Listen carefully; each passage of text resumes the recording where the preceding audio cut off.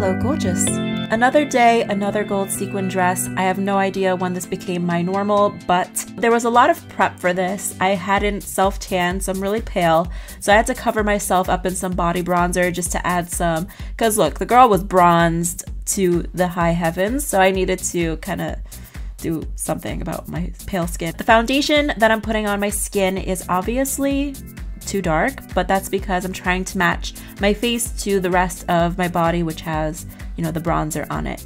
So went ahead, filled in my brows, and then I went straight to the eyes, and I started out with a primer all over, even underneath the eyes, just to prevent creasing of not just eyeshadows, but also eventually concealer. Then I went ahead and I grabbed the KKW Mario palette. On his Instagram, he said that he used the shade Albanian, and I assumed that it was on the crease because what it looked like in the photos, couldn't really find any photos at the time of like her eyes closed, so I couldn't really get to see what's going on in the entire lid.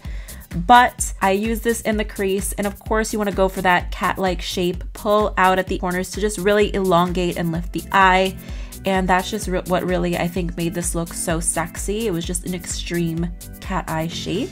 Then I went ahead, I applied a little bit of concealer underneath the eyes. So then Mario said that he used one of those KKW or Henny's palettes, sticks for the black on the lash line and lids. I don't have that, so I just used a Lancome black cream shadow stick, and I blended it from the lash line up to the crease with a brush. It's really easy, it doesn't have to be like super perfect, you just slap it on and blend the crap out of it. I always recommend going for cream shadows when you're working with really dark colors, especially if you like to do your foundation before your eye makeup, or if you've already done your foundation and then you suddenly decide you want to do a dark eye. I like to use cream eyeshadows. You won't have to worry about fallout or anything, and they're really quick and easy to blend. Also, bring this along the lower lash line and create a bit of a point just at the lower part of the inner corners of the eyes. Then go ahead and line the inner rims of the eyes, both top and bottom, all the way around with a black eyeliner pencil. My favorite is this one from Maybelline just because it's very black and it stays in place well.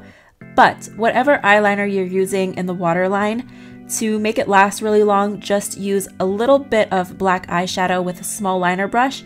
Just pat that over the top of it. You really don't need a lot to get the job done, so less is more, but it really helps to lock things in for a lot longer. Then I went ahead, I contoured my nose, applied some loose powder really heavily under the eyes to bake and brighten the area while I finished up with the eyes. So this shadow in 2008 is the most amazing inner corner highlight. I applied it just at the top part of the inner corner with a small shadow brush, and it was so much more pigmented and intense than I was expecting it to be, so I had to kind of play around and blend it out a bit, add some more dark brown and black eyeshadow just to kind of tone it down a little bit. So like I said, it was really intense, but it was amazing. I'm not used to having an inner corner highlight that's that intense right away. I usually have to sit and pack it on for like hours. That's pretty much it for the eyes. All you want to do now is just curl your lashes, apply mascara, put on fake lashes. She had some really major lashes on. I mean, this was really a look. Like, Kim did not come to play. This was like stunning. I mean, it's almost embarrassing that I'm trying to recreate the look on myself. Like, she just killed it. But anyway, I just knocked off the powder from underneath my eyes. All I had to do after that was just contour the crap out of my cheeks, apply a beautiful highlighter to the high points of my face. I'm using the Persona Zuma Cali Girl Glow highlighter. It's amazing. It's one of my favorite highlighters ever. And that's pretty much the finished look. Sometimes people have asked me what I do after a tutorial. And I pretty much just, like, this was filmed so late at night, I just washed it off and went to sleep.